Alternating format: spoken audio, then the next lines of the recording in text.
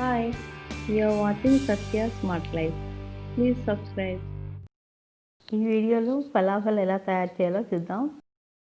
Falafel అంటే ఇక్కడ Gulf కంట్రీలో చాలా ఫేమస్ అండి, స్నాక్ ఐటమ్.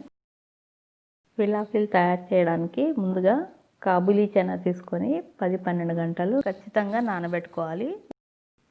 ఇప్పుడు ఈ చనాని మిక్సీ మగ్గులో వేసుకొని కొత్తిమీర, ఉల్లిపాయ ముక్కలు, వెల్లుల్లి,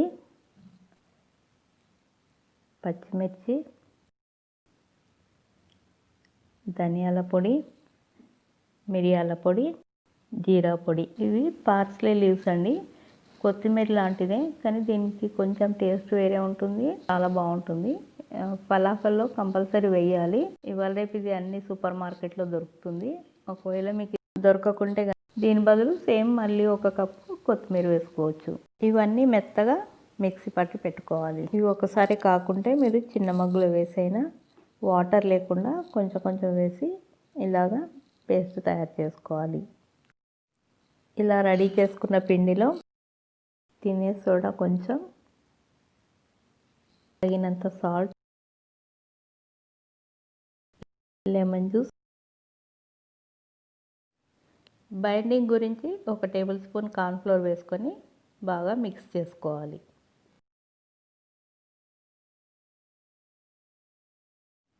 ఇప్పుడు చేతికి కొంచెం ఆయిల్ అప్లై చేసి ఒక చిన్న ముద్ద తీసుకొని ఈ షేప్లో నొక్కి 2 సైడ్స్ కొంచెం నువ్వులు అద్దుకొని అన్నీ ఇలాగే రెడీ చేసి పెట్టుకోవాలి.